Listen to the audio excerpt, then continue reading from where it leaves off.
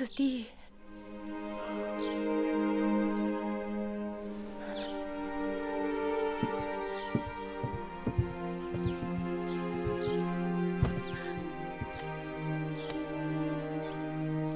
姐姐来了。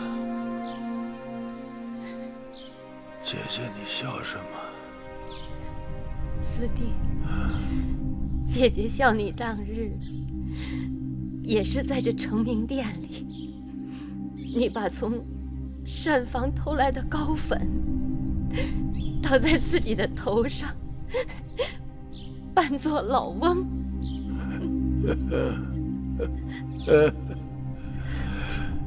如今，寡人真的老了，要携姐姐一步而去了。四弟，你别说这种傻话。不，寡人时日不多了，心中有一事未了。此事重大，想托付给姐姐呀。四弟，母亲，阿才，把帛书拿来。是。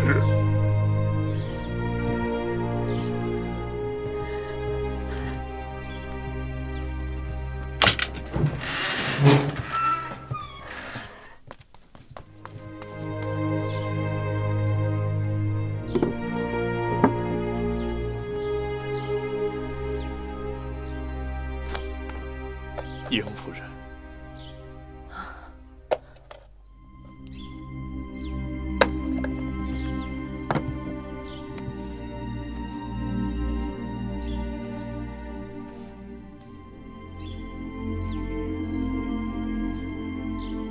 有些事，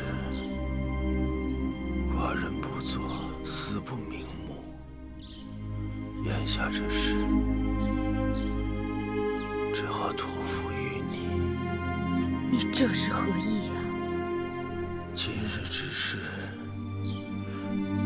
有许多不得已，所以后果难料。因此，寡人必须有所准备。到时候，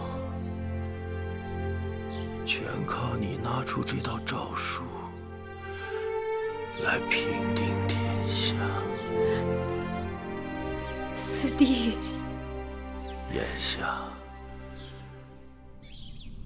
寡人能够信的人，就只有你。倘若这种情形没有发生，那么在你起事之前，就把这道诏书烧了。万一姐姐命薄短寿呢？四弟，四弟，四弟，那大姐就只好听天由命了。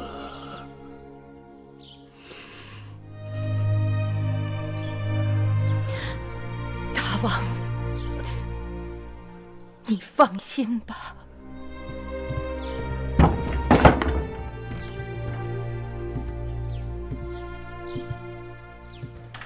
大王召见，诸卿大夫、各位公子、各位夫人觐见。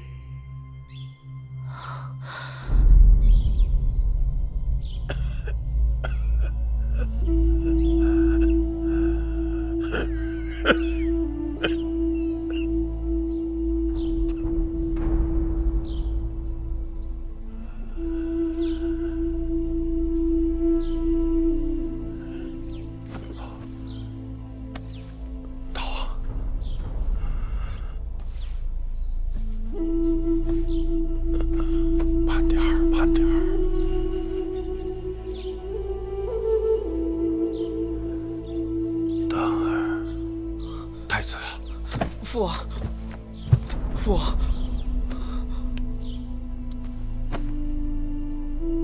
长帝之话，恶不为为，犯禁之人，莫如兄弟。父王，这些年，寡人能够东征西伐，实有赖于娘叔在朝中辅佐于我，兢兢业业，殚精竭虑。大王，你将来作为大秦之主，所思所想，当一切为大秦江山之利。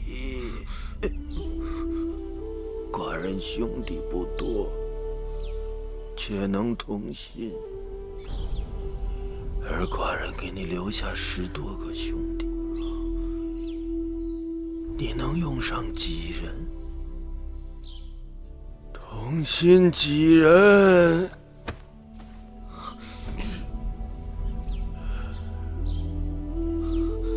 儿臣当不负父王所托，兄弟同心，供养我大秦国位。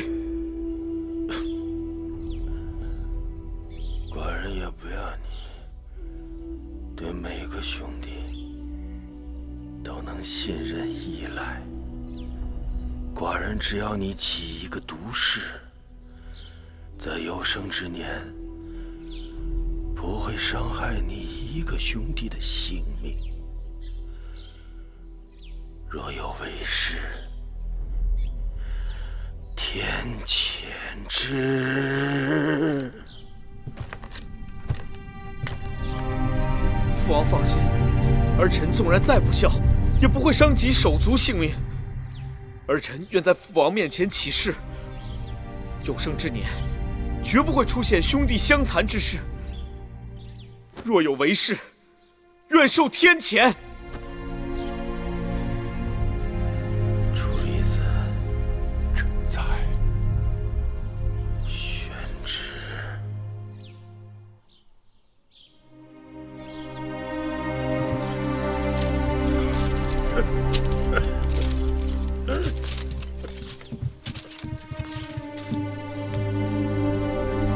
太子大，自天生德，孰达机务，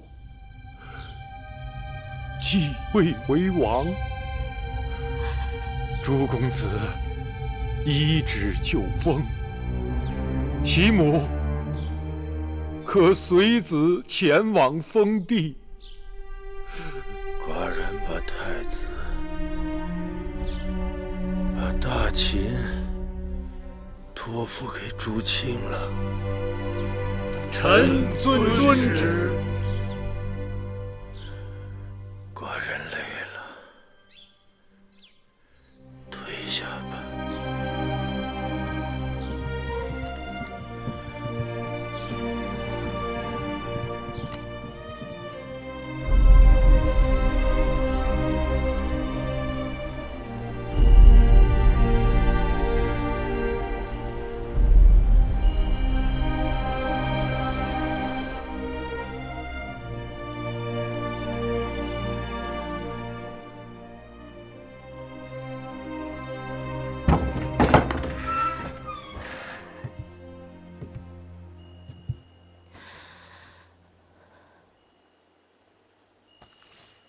大王宣弥八子觐见。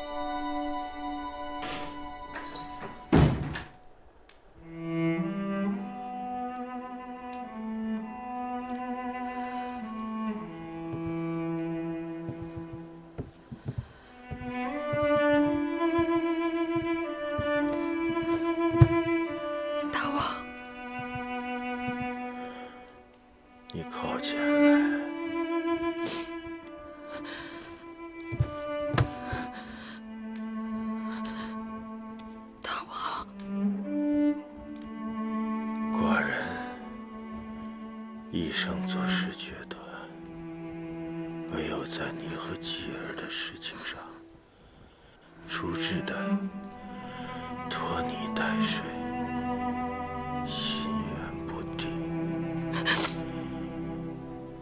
以致错过了立继儿为储君的恰当时机。大王，你为秦国的大业呕心沥血，臣妾会尽心照顾好继儿。大王，就不要再为臣妾和继儿的事情焦虑了。寡人从与你相识起，就知道月儿有普通女子没有的胸怀。你虽不系权势，但假若有一日大秦需要芈月扶持，你万万不可以再推辞。此刻，寡人就要走了，不知道这十几年里，寡人是否有片刻得到过月儿的真心？大王待月儿如父如兄，月儿与大王同心同德。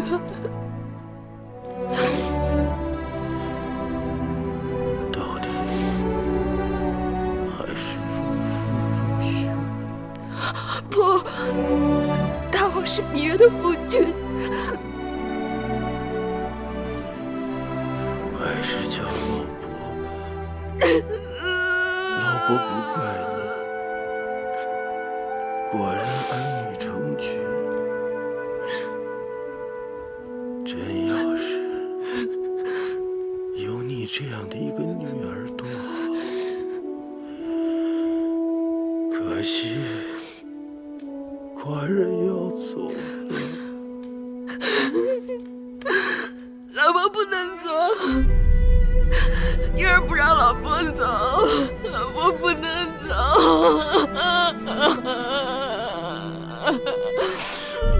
寡人也割舍不下你和继儿，剪一缕你的头发给寡人，可好？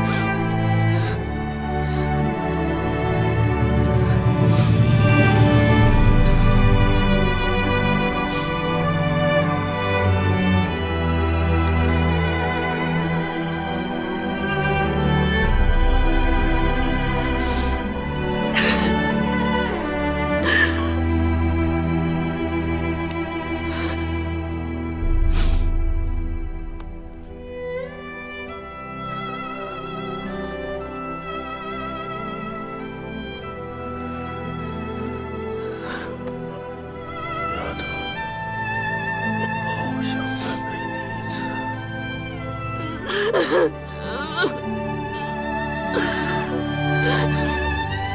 月儿愿意等，等到老伯病愈后。此刻，寡人精神好了些，你可愿再为寡人吹一曲啊？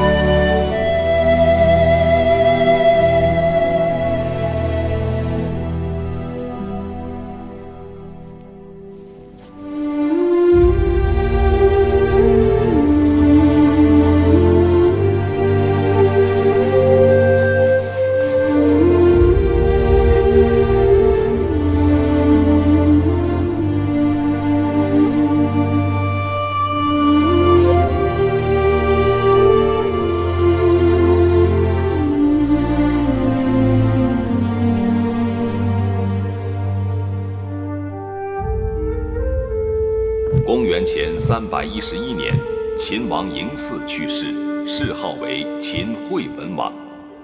秦惠文王在位时，继续了商鞅之法，任用各国人才，占领汉中，收并巴蜀，北扫义渠，使得秦国领土面积骤然扩大数倍。秦惠文王是秦国历史上承上启下的一代君王。秦惠文王死后，由太子嬴荡继位，史称秦武王。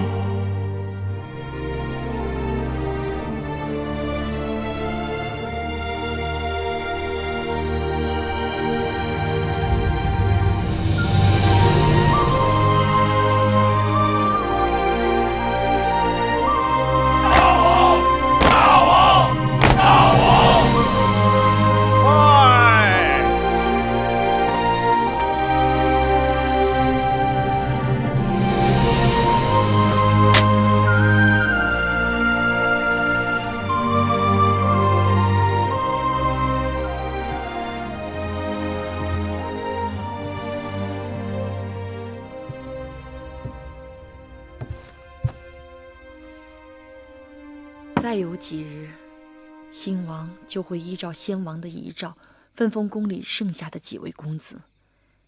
不知继儿会被封到哪儿去？先王在世时，已给继儿做好打算。若不出意外，我们将赴蜀地。既然这样，香儿、慧儿还有木星，自然是要跟我们走的。剩下的人愿意走的一起走。实在有难处不能走的，多散些钱财，让他们各自也有好的去处。这么说，我们也应该尽早收拾行装，免得到时慌手慌脚的。倒也不用慌张。宣诏后，若真要启程，还有10日。再说路途遥远，东西带多了反成累赘。蜀地那边有司马将军和小冉主持，就算缺了什么东西，到那儿再置办也来得及。这几日为了打理先王的后事，会后疲累很了，喝碗绿豆汤解解暑，一会儿早点歇息吧。我只不过勉强尽责罢了。先王死前，待我情义全无，如同路人。我和他只剩下名分了。小的拜见惠后。说吧，什么事？小的禀报之事过于机密。此时此刻，在我这儿，什么事都算不上机密。惠后大约不知，先王临终前曾经让木间取了一样东西给他。什么东西？有可能是遗诏。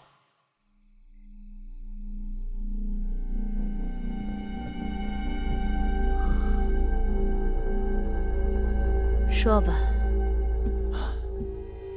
先王病重的时候，小的在承明殿跟着太子一旁侍奉，偶然看见先王临终前曾要木间去拿了一个专装诏书的木盒子。只是一个盒子。木间打开时，小的瞥了一眼，里面装的的确是帛书。什么内容？小的没有看到。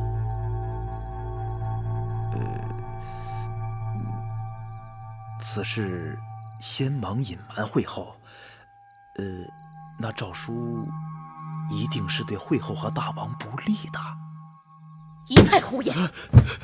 先王是当着众臣的面传位给当儿的，你却说有什么不利于我和大王的诏书？你是想谣言惑众吗？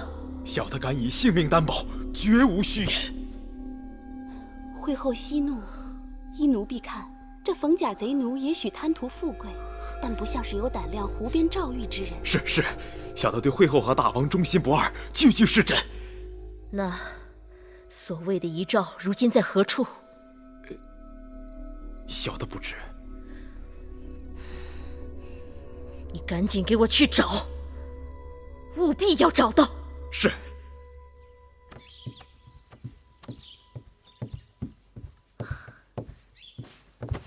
干爹，喝碗绿豆汤解解暑吧。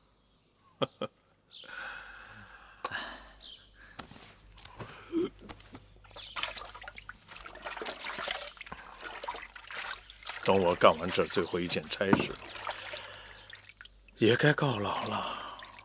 以后这宫中就是你们的天下了。干爹，您说哪里的话呀？这宫里头要是没有您坐镇，可怎么得了啊？时移世易，一个下人，这辈子只能侍奉一个真正的主子，侍奉多了，那就里外不是人了。干爹，那您的位子打算让谁来接手啊？这是你应该问的吗？小子，秦宫的换者令不是你想接手就能接手的。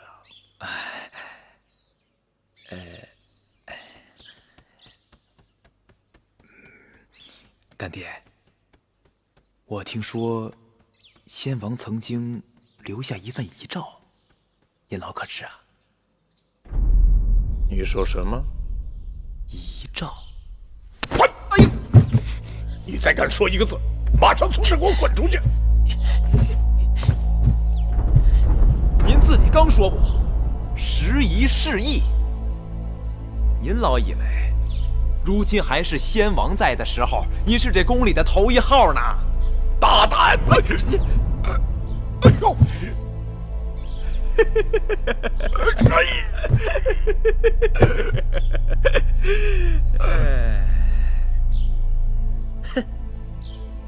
你跟你干爹下药。儿子跟干爹学的本事不少，但下药这一手，干爹就要向我学了。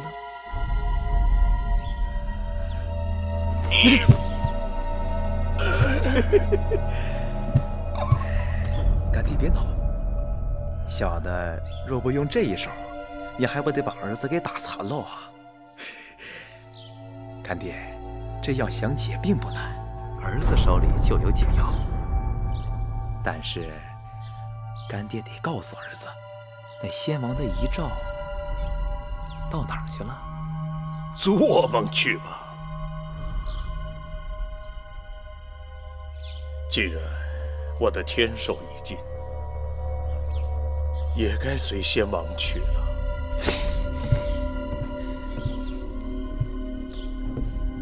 只要您告知那遗诏的去处，儿子必定好好打发您的后事。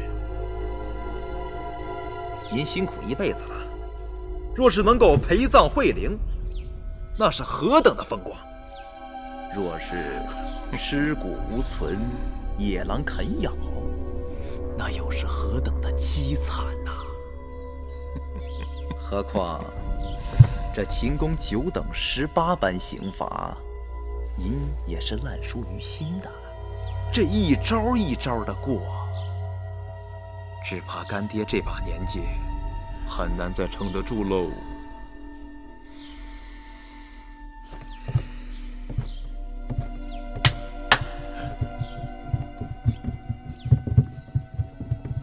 您还是说吧。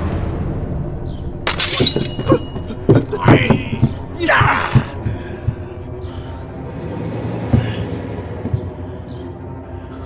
儿子，好好给你干爹收拾。大王，老奴随你去了。哎！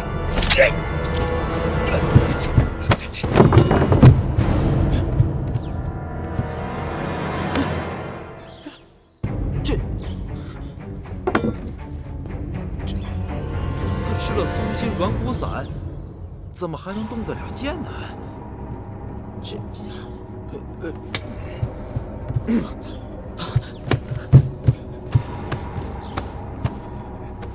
师父，师父，师父！龙甲，你们混账的卑主家奴！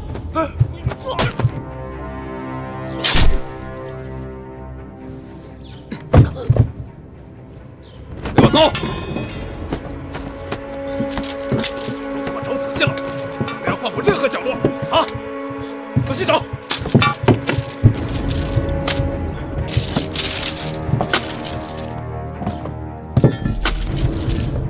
怎么样？小的拜见会后。怎么样了？找到没有？还未曾找到。废物！小会后放心，小的一定能够找到那样东西。先王让穆坚拿的诏书，定是交给了什么人？小的记得，先王单独召见的人只有嬴夫人和芈八子。哎，一定是芈八子，一定是芈八子拿了诏书。行了，都起来吧，不用找。那这诏书，呈诏的人要没了，这诏书还有用吗？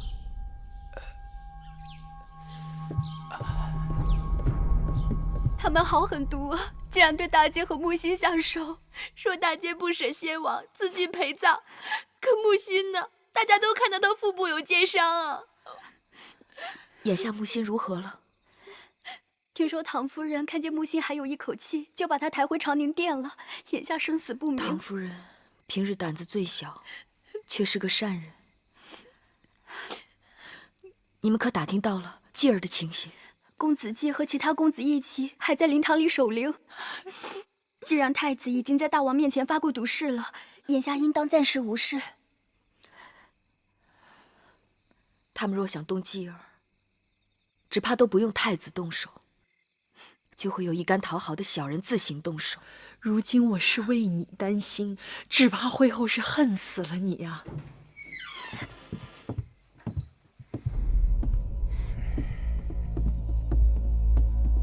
芈八子，会后有请。果然，有些人禁不住念叨。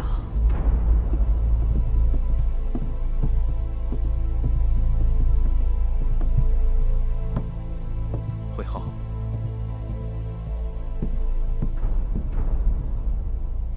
会后，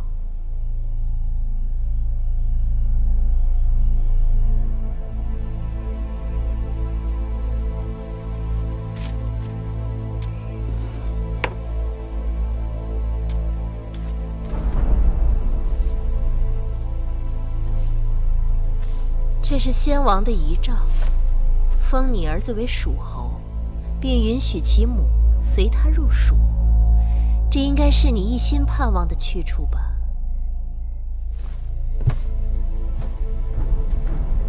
多谢先王，多谢会后。别谢我，先王为你打算的真是周到。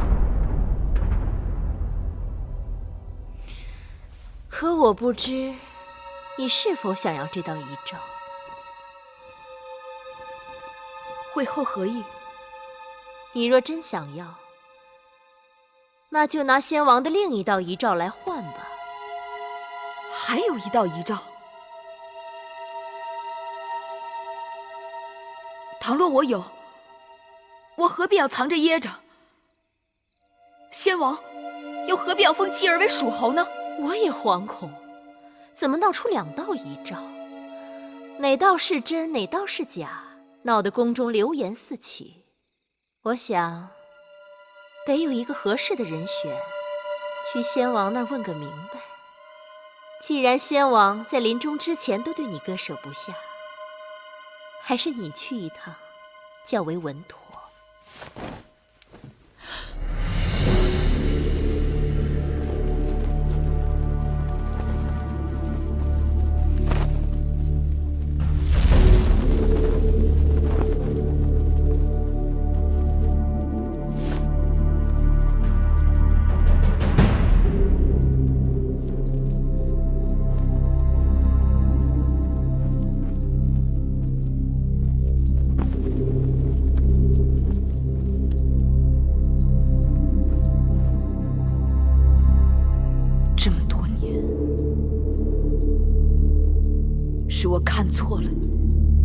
笑话。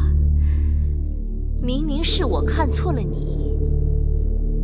这些年，我看在姐妹情分上百般谦让，你却次次口是心非的哄骗我。我对你说过的话，句句真心。真心？哼！你说你绝不让公子季与荡儿争储位，我信你了。结果你却以守为攻，推举公子华做太子，想让我们两败俱伤。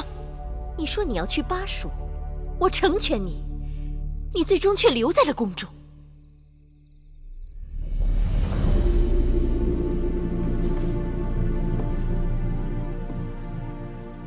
我既入了秦宫，做主的是大王，并非是我。鬼话连篇！你还说过你绝不侍寝，到头来宫中争宠，谁人争得过你？你明明知道我当日侍寝是因为什么？皇妃来咸阳寻你，你本可以和他走，你为什么不走？还不是为了宫中的荣华，大王的恩宠，甚至什么？我是身不由己。你身不由己，可我却是生不如死。我曾以为我给了你幡然悔悟的机会，我此刻才知道，你毫无悔过之心，反而变本加厉。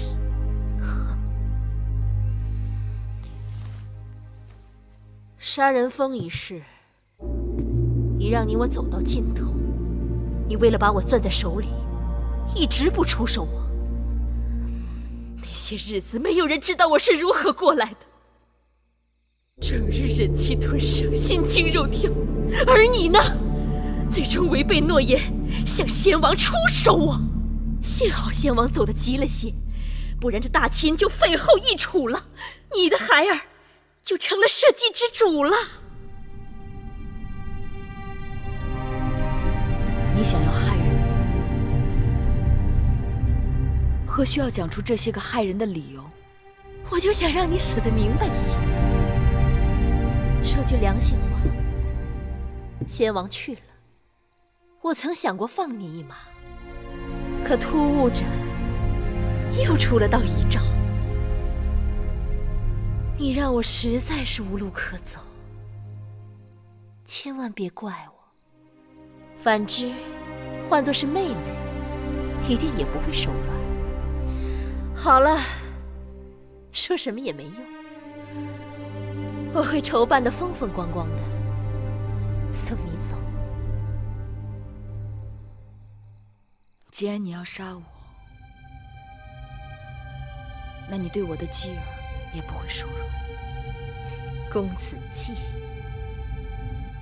你的心头肉，天人永隔，骨肉分离，令人恻隐，我感同身受，定会安排妥当，让你们母子早日团聚。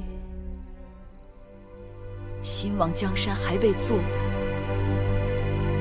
作为母后，你就大开杀戒，会遭报应的。大秦江山与你再无干系，好好的，准备上路吧。冯甲在，这可是先王要的人，看好了，别出什么意外。是。密八子，请吧。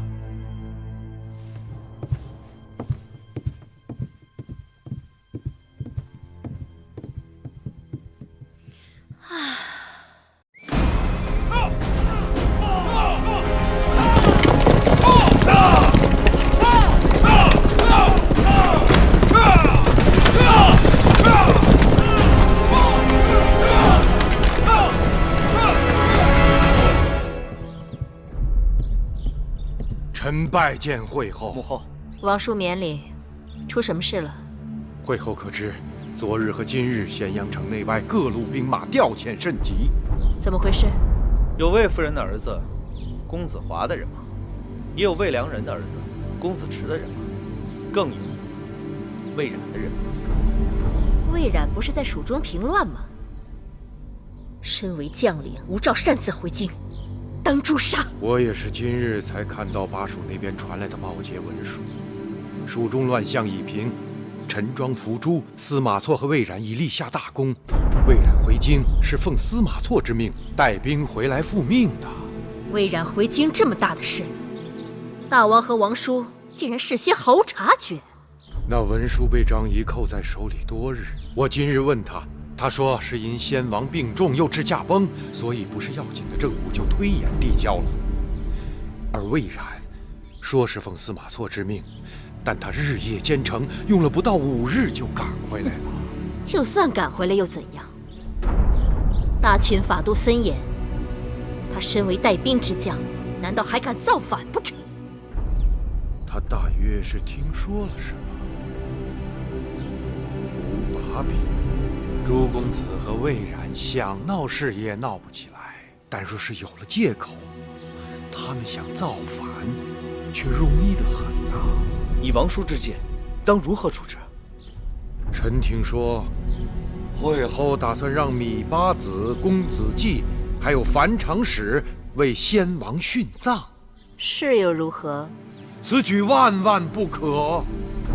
当日，臣曾劝先王，为使大秦国政不生动荡，要保王后、保太子。今日，臣亦斗胆劝会后大王，当以安抚朱公子为上。如何安抚？先王不是下了诏书，分封宫中的朱公子吗？让朱夫人随子就封便是。别人可恕，那芈月与樊长史绝不可恕。母后误为妇人之见，坏了大事。我对父王那是发过毒誓的。你懂什么？我正是为你的江山着想。实话告诉你，那道封公子季为蜀侯的诏书已经被我给烧了。我并非睚眦必报之人，但我断断不能让芈月母子占据巴蜀。巴蜀地形险要，更是富庶之地。若让芈月和公子季占据巴蜀，定会尾大不掉。再加上司马错和魏冉撑腰，随时可与朝堂对峙。新王即位，当以稳定为上。会后，千万要慎重啊！多谢王叔提醒，我自当深明大义。过去真是小觑了会后，没想到他狠起来，赶尽杀绝，一点不念旧情，还真是让人甘拜下风啊！哼，谁让他们挡了我夫君的道呢？姑母，不知您是否听说，先王临终之时留下了遗诏？遗诏？什么遗诏？说是与王位有关。前几日刚听说那遗诏的流言，姨儿都为姑母捏了一把汗呢。这些年，会后为了我夫君的储君之位，已经走火入魔，好不容易让我夫君坐上了宣誓大殿，如今又冒出了个遗诏之说。若不查出个结果，先王10几个公子的脑袋都危如累卵。幸好后来又传说那遗诏在芈月手中，也就是说这件事只和公子季有关，姨儿这才松了一口气。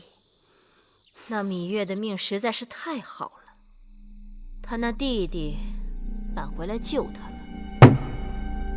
母后息怒，既不能分封迎继，又不能将他们母子留在咸阳，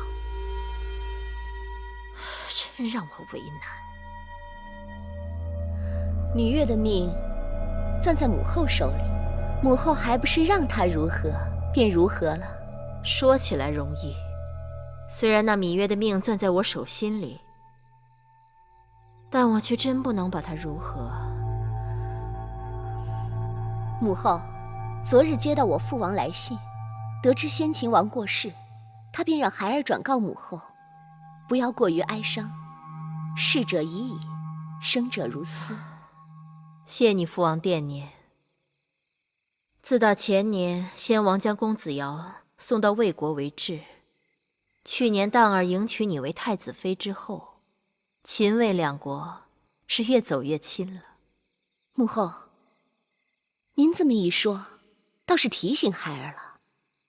王之诸子，除了分封，还有一职分。你是说两国交质？不知母后以为如何？你是说让他们当质子？我与那芈月都出自楚国，我王兄恨透了他们母子，就送他们去楚国，恐怕不妥。母后，楚国固然是您的母国，但同样也是芈八子的母国。楚国紧邻巴蜀，而魏冉偏偏又是蜀地将领。芈八子的另一个弟弟芈戎也在楚国。如果让他们这些人在巴蜀会合，后果将不堪设想。此话有理。最好有一处地方，有一个人不喜欢芈月，刚好又能听我们调遣。姨儿不说，我还真想不起来。这世上还真有那么一个地方，还真有那么一个人。他何止是不喜欢芈月，简直是不共戴天。就算食其肉，寝其皮，也不能解其心头之怨。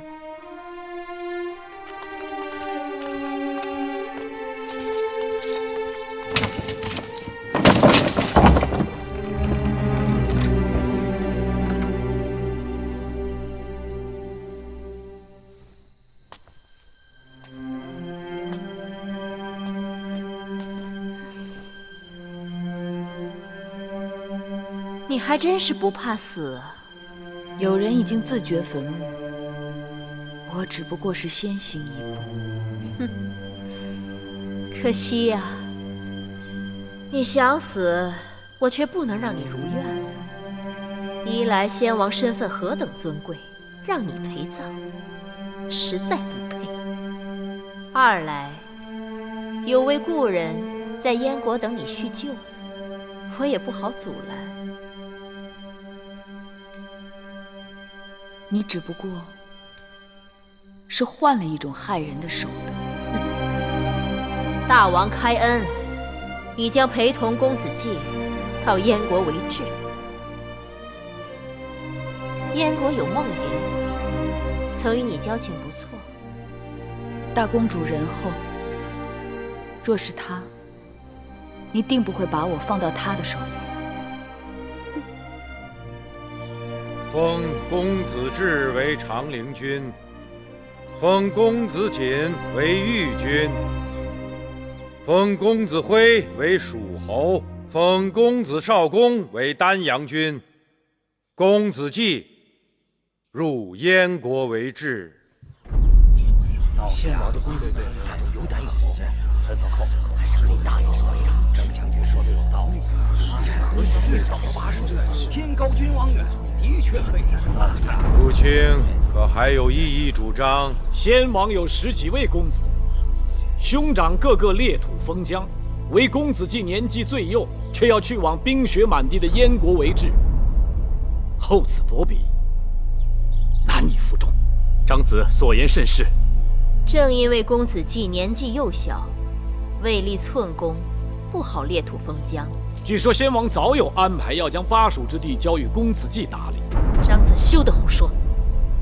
想那蜀国地大物博，管理起来头绪杂乱，先王怎会将此重任交到一个小孩子手里？更何况，秦燕两国如手如足，此去燕国为质，是嬴稷身为嬴氏子孙的职责。先王生前最疼爱公子季，不分封公子季，反而让他入燕国为质子，这也和先王的遗愿。这质子之事过于突兀，何不缓一缓再做商议？既然是众公子分封，还是不要失了退场才好。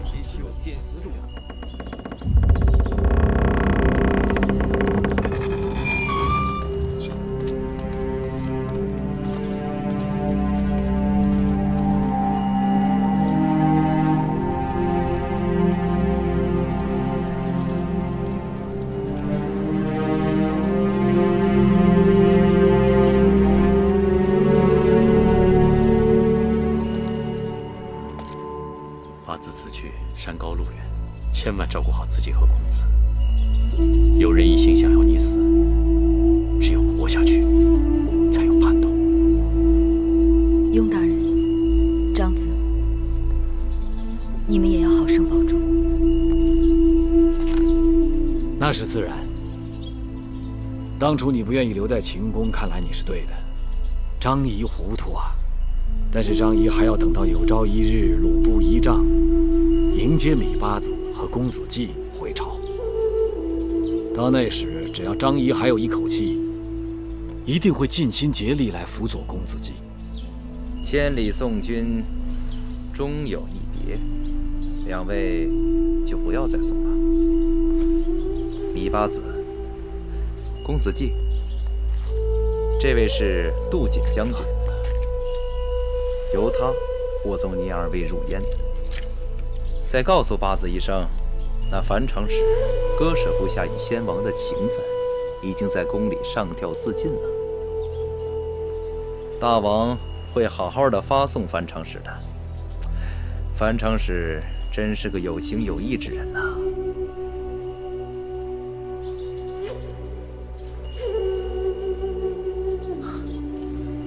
走吧，芈八子，小的在这儿祝你一路顺风，诸事顺心。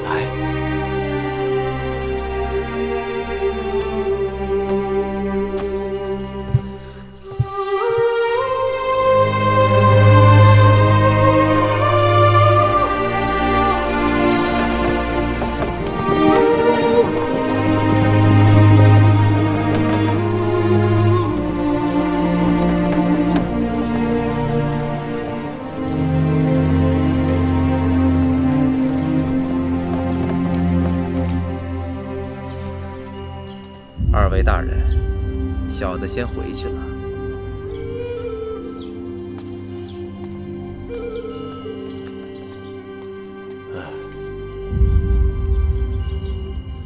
此去燕国，千里迢迢，危难四伏，险阻重重。芈八子和公子季就算是能撑到燕国，一条命也去了半条。怪我当初真不该劝他留下。祸兮福兮。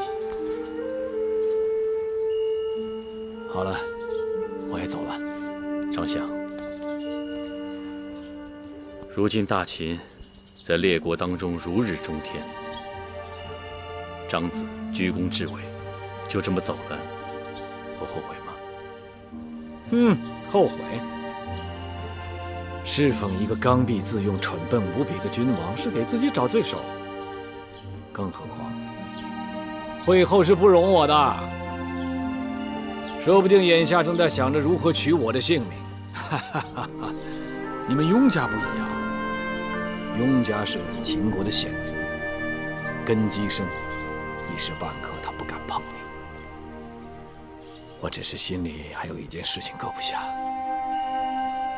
还想拜托雍公子。长子但说无妨。倘有一日，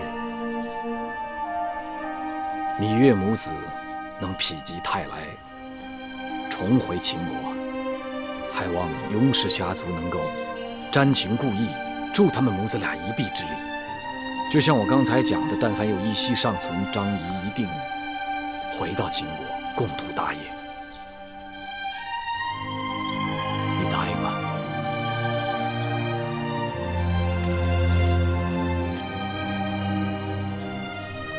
雍水定不负长子所托。好，那就谢了。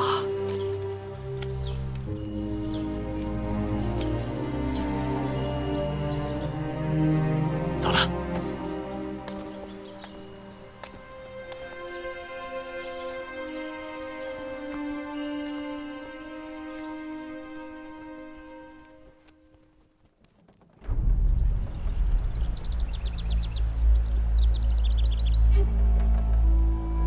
车子上官到了吗？是。车马走得这么慢，弄不好天黑时赶不到驿站了。说是走得慢，可是也不停下来让我们喝水吃东西，也不知道他们打的什么主意。会后是存心不想让我们活着到燕国，什么都不让我们带出来。若是身边有些钱财，也好求他们行个方便。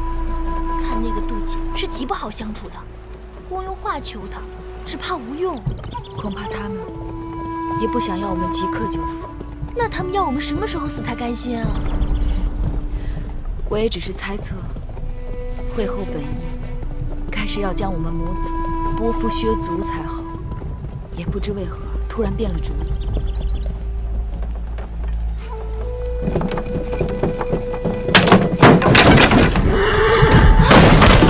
怎么回事啊？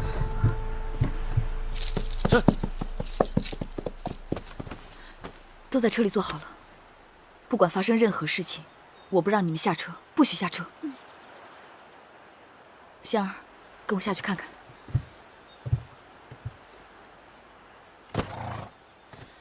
杜将军，出了何事？车轱辘坏了。天色不早了，赶紧找人修理吧。这前不着村后不着店的，哪里有人？只能委屈八子了。杜将军，这是何意？难道从未有人告知八子，除了这车马，人的双腿也是用来走路的吗？杜将军该心中有数，车中皆是妇孺老幼，若无车马，能行多远？只怕半夜都到不了驿站。谁说我们要住在驿站？八子真是宫中富贵之人，已经做了质子，还想着宫里的荣华，日日还等着有人好茶好饭的侍奉。走吧，学会风餐露宿是早晚的事儿。哼，刚出了咸阳，就这么急不可待吗？恕臣无礼。八子，乘车而行，想也不要想了，走还是不走？你们质子的衣食住行都由我说了算，老实顺从，两下好说。耍花样滑头，哼，那就需要怪微臣翻脸不认人了。这马鞭子打着你们，就是爬，也要给我爬到进城去。你们几个，把他们从车里给我拖下来！是。公子既是先王之幼子，大王的兄弟，你们谁敢动？大王若真喜欢这个兄弟，也不会送他做质子。你敢！大秦律法严明，质子行凶违法，也可获罪格杀。上！下来！下来！什么人？住手！小冉！将军，将军！哎！将军！将军！哎！将军！将军饶命！将军饶命！让他们都放下兵器！放下兵器！放下兵器！别打！将军！将军别打呀！小冉，你竟然对我姐姐无礼，还要欺负我的外甥，先让你尝尝这把面子，我再砍了你的狗头！饶命！夫人饶命啊！在下也是不得已啊！小冉，你是奉何人之命？究竟让你做些什么？说。宫里只是让我想些办法，让公子和夫人在路上多吃些苦头。好啊，既然敢做别人的狗，就得做好被宰的准备。米夫人饶命！米夫人饶命啊！我也是没有办法。小的家中老的老，小的小，被人挟持，真的是身不由己啊！夫人，小冉，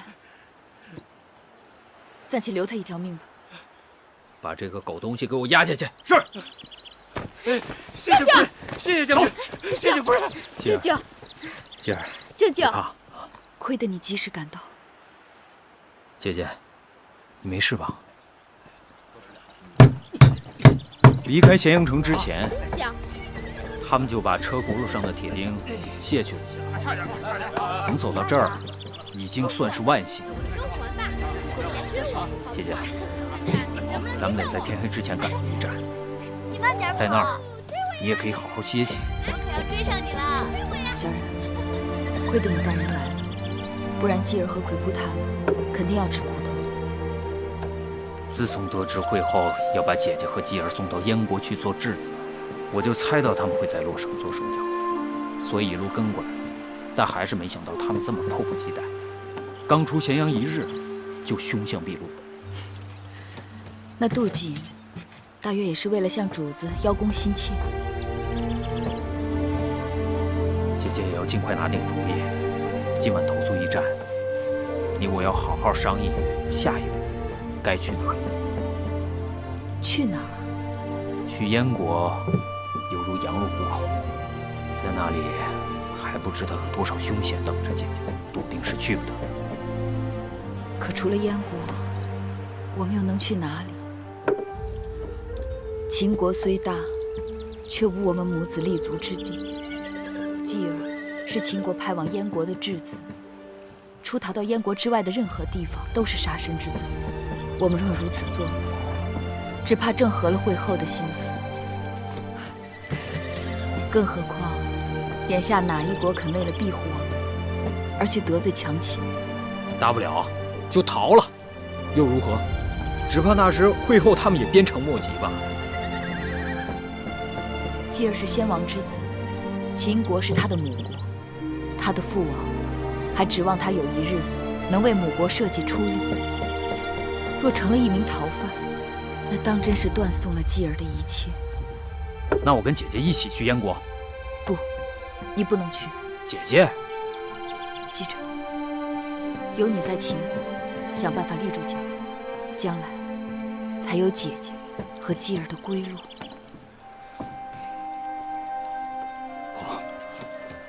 我听姐姐的，不过至少我也要送姐姐到赵国边境，穿过赵国，你们就可以平安到达燕国了。